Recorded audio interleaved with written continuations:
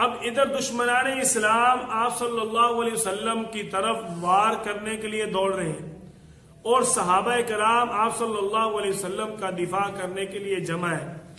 آپ صلی اللہ علیہ وسلم کی طرف جب دشمن بڑھے تو آپ زخمی ہوئے، ایک دشمن نے آپ پر وار کیا، آپ پر تیر اور تلوار کے وار شروع کر دیے۔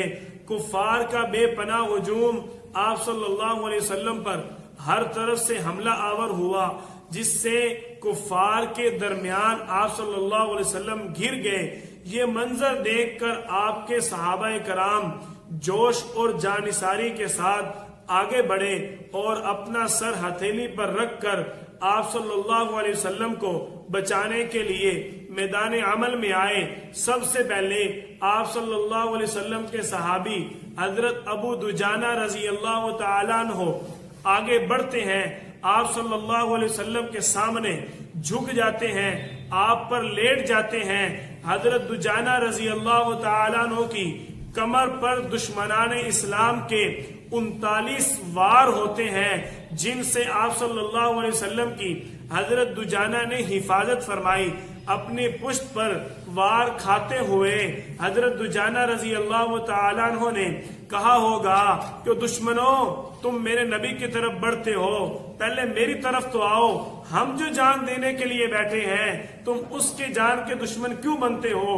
ہم نے تو یہ عہد کیا ہے، اس کے لیے ہم جان لٹا دیں گے، لیکن اس پر خراش بھی آنے نہیں دیں گے۔ اسی دوران دشمنان اسلام کا جب لشکر آپ صلی اللہ علیہ وسلم کی طرف بڑھتا ہے، آپ تو زخمی ہو چکے تھے، تو آپ کے پیارے صحابی حضرت طلحہ رضی اللہ تعالیٰ عنہ آپ صلی اللہ علیہ وسلم کو اپنے پیچھے کھڑا کر کے آپ صلی اللہ علیہ وسلم کا دفاع کرتے ہوئے دشمنان اسلام کا مقابلہ کر رہے ہیں۔ حضرت طلحہ رضی اللہ تعالیٰ عنہ تلوار چلانے میں اور تیر اندازی میں انتہائی ماہر تھے۔ آپ صلی اللہ علیہ وسلم کو اپنے پیچھے کھڑا کر لیتے ہیں اور آپ صلی اللہ علیہ وسلم کو اگلے لمحے حضرت طلحہ رضی اللہ تعالیٰ عنہ مزید حفاظت کرتے ہوئے اپنی کمر پر اٹھا لیتے ہیں اور دشمنان اسلام کو ڈٹتے ہوئے مقابلہ کرتے ہوئے ختم کرتے ہیں۔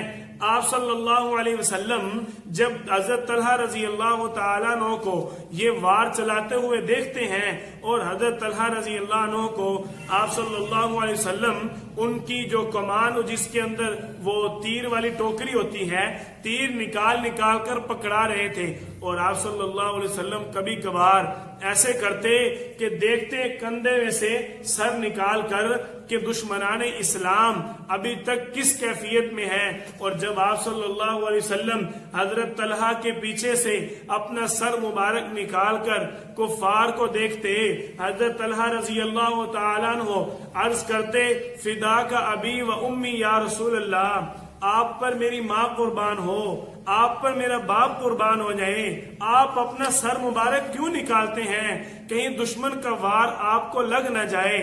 آپ صلی اللہ علیہ وسلم کے صحابی آپ کا دفاع کرتے ہوئے آپ صلی اللہ علیہ وسلم سے عرض کرتے ہیں یا رسول اللہ، آپ میرے سینے کے پیچھے رہیں، آپ میری کمر کے پیچھے رہیں، دشمن کا وار آپ کو لگنے نہ پائے۔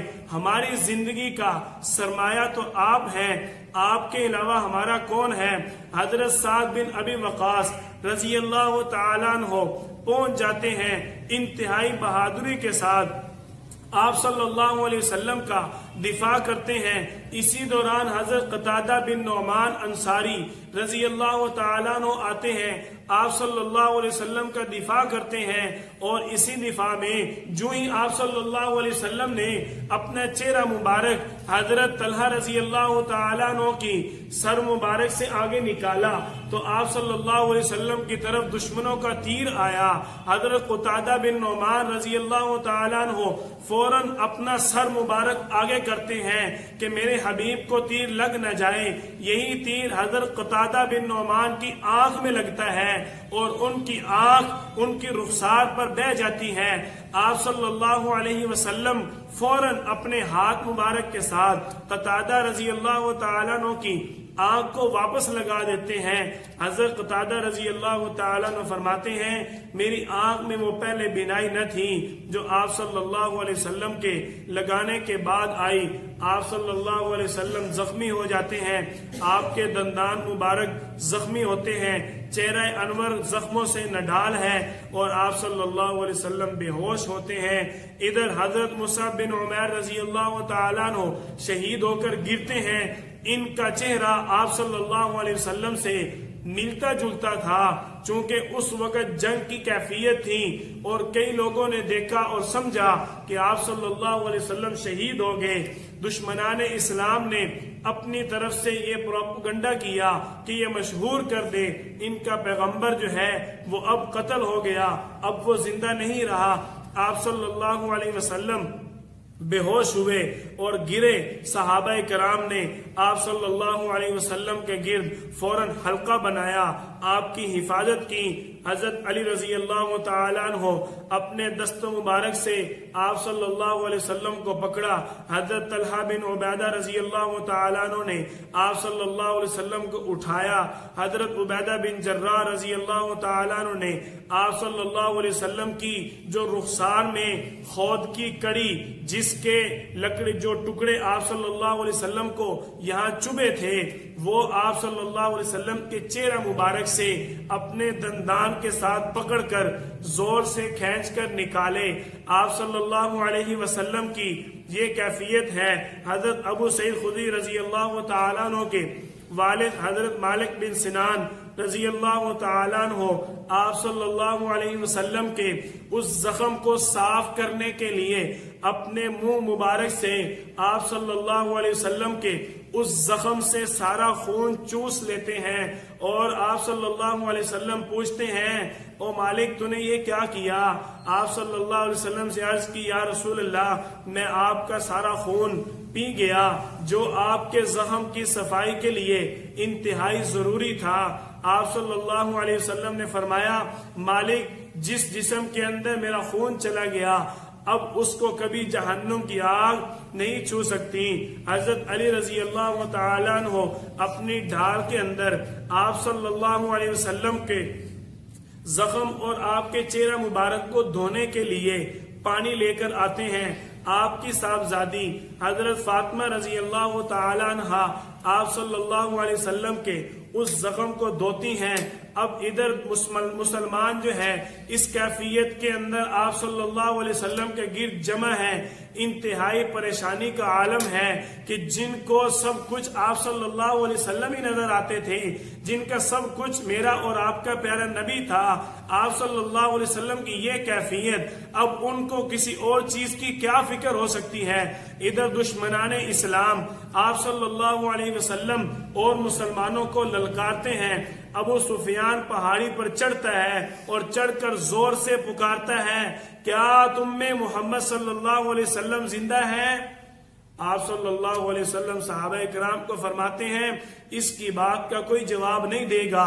سارے صحابہ خاموش ہو جاتے ہیں اور اگلے ہی لمحے ابو سفیان دوسری آواز لگاتا ہے کیا تمہارے درمیان ابن ابی قحافہ ابو بکر صدیق زندہ ہے؟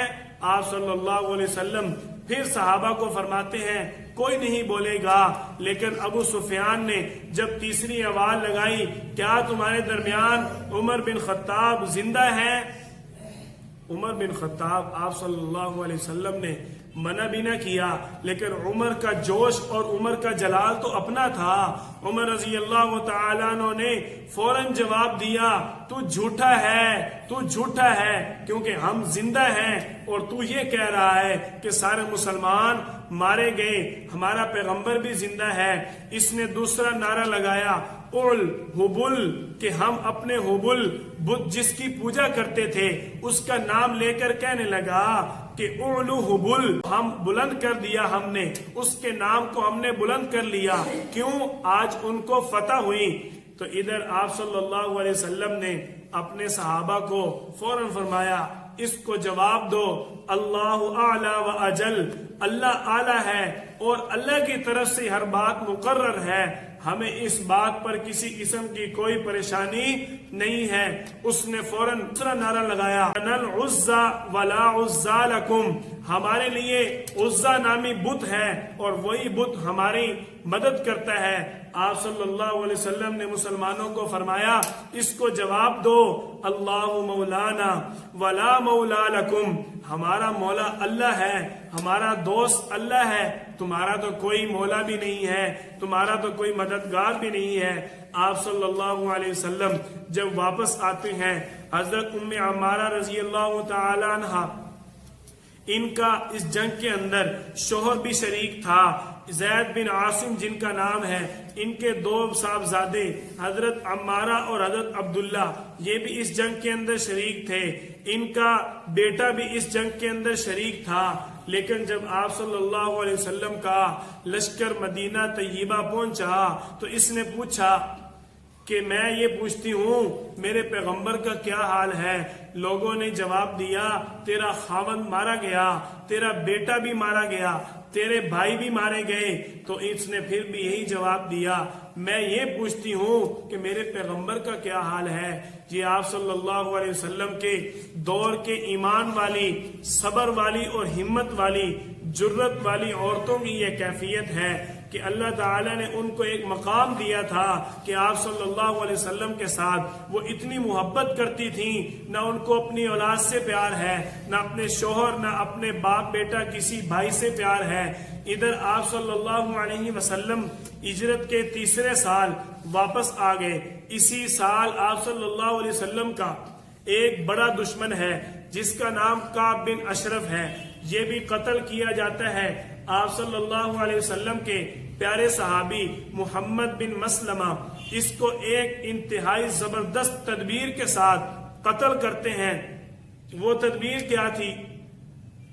آپ صلی اللہ علیہ وسلم نے جب اپنی مجلس میں اس چیز کا اظہار کیا کہ کعب بن اشرف کو کون قتل کرے گا، حضرت محمد بن مسلمہ رضی اللہ تعالیٰ عنہ کھڑے ہوئے کہ یا رسول اللہ مجھے ایک تدبیر کی اجازت دی جائے، اس کو میں قتل کروں گا۔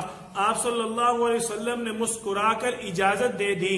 حضرت محمد بن مسلمہ رضی اللہ تعالیٰ عنہ اس کے پاس جاتے ہیں اور یہ تدبیر اختیار کرتے ہیں، اس کو گھر کا دروازہ کھٹکھٹاتے ہیں کہ وہ اپنے گھر کے اندر، اپنے کمرے کے اندر موجود تھا، اور جب وہ باہر آیا تو اس کو کہنے لگے کہ ہم تیرے ساتھ جو ہے وہ رہنا چاہتے ہیں، تیرے ساتھ تعلق مضبوط کرنا چاہتے ہیں، ہم رات کو آپ سے ملنے آئیں گے، آپ سے ہم اپنے معاملات کرنا چاہتے ہیں۔ رات کو محمد بن مسلمہ رضی اللہ تعالیٰ نے اس کے گھر گئے، اپنے ساتھ دو ساتھیوں کو لے گئے اور اس کو گھر سے بلا کر اس کو سر دیکھا، اور سر میں انتہائی عمدہ خوشبو لگاتا تھا، یہ بڑا مالدار تھا۔ محمد بن مسلمہ رضی اللہ تعالیٰ نے اس کو کہا کہ تو نے کیا عمدہ خوشبو لگائی ہے، اپنا سر آگے کرو، میں خوشبو سونگنا چاہتا ہوں۔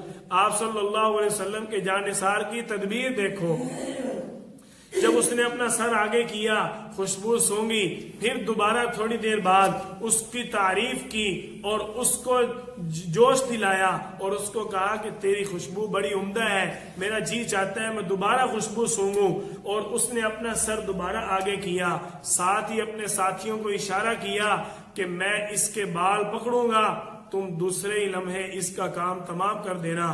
حضرت محمد بن مسلمہ رضی اللہ تعالیٰ عنہ نے آپ صلی اللہ علیہ وسلم کے دشمن کو جہنم واصل کر دیا۔ اسی ہجرت کے تیسرے سال حضرت حسن رضی اللہ تعالیٰ عنہ کی ولادت باسعادت ہوتی ہے۔ اسی ہجرت کے تیسرے سال آپ صلی اللہ علیہ وسلم کا حضرت حفصہ رضی اللہ تعالیٰ عنہ جو حضرت عمر بن خطاب رضی اللہ تعالیٰ عنہ کی صاحبزادی ہیں، ان کے ساتھ نکاح فرمایا۔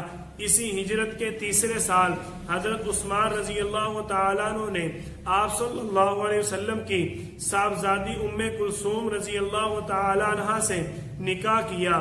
اسی ہجرت کے تیسرے سال آپ صلی اللہ علیہ وسلم پر اللہ تعالیٰ نے یوصیکم اللہ فی اولادکم کی وحی کے ساتھ میراث کے احکامات نازل فرمائے۔ اسی ہجرت کے تیسرے سال آپ صلی اللہ علیہ وسلم اور آل اسلام کو اللہ تعالی نے وَلَا تَنْكِحُوا الْمُشْرِكَاتِ حَتَّى يُؤْمِنْ کے الفاظ کے ساتھ اس چیز کا حکم فرمایا کہ کوئی بھی مشرک عورت کے ساتھ نکاح نہیں کرے گا، آئندہ صرف مسلمان کے ساتھ نکاح کیا جائے گا۔ آپ صلی اللہ علیہ وسلم پر اتنا سخت اور کڑا وقت آیا، لیکن میرے اور آپ کے پیارے حبیب نے جتنی بھی زندگی گزاری، ساری زندگی کے اندر مصائب اٹھائے، تکلیفیں برداشت کی، صرف اور صرف اسلام کے لیے۔ ہم سب کے لیے یہی سبق ہے کہ ہم آپ صلی اللہ علیہ وسلم کی طرح سب کچھ اپنا اسلام کے نام پر لگائیں۔ ہم نے آج اپنا دنیا کو مقصد بنا لیا۔ میرا اللہ مسلمانوں کے لیے اس چیز کو پسند نہیں کرتا۔ میرے اللہ نے کیا فرمایا؟ غزوہ بدر میں آنے والے قیدیوں کو جب مال لے کر آپ صلی اللہ علیہ وسلم رہا کرنے لگے، اللہ تعالی نے کیا فرمایا؟